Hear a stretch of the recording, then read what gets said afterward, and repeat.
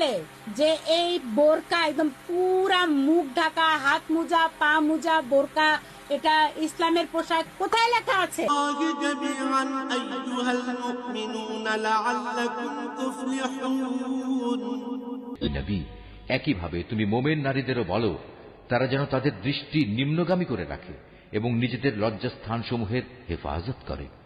তারা যেন তাদের সৌন্দর্য প্রদর্শন করে না বেড়ায়, তবে তার শরীরের যে অংশ এমনিই খোলা থাকে সেসব অংশের কথা আলাদা। তারা যেন তাদের বক্ষদেশ মাথার কাপড় দ্বারা আবৃত করে রাখে।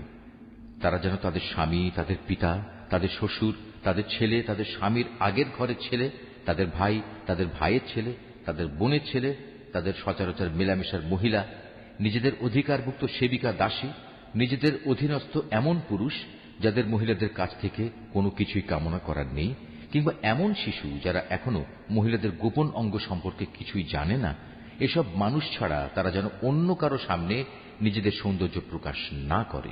চলার সময় জমিনের উপর তারা যেন এমন ভাবে নিজেদের পা না রাখে যে সৌন্দর্য তারা গোপন করে রেখেছিল তা পায়ের আওয়াজে লোকদের কাছে জানাজানি হয়ে যায়।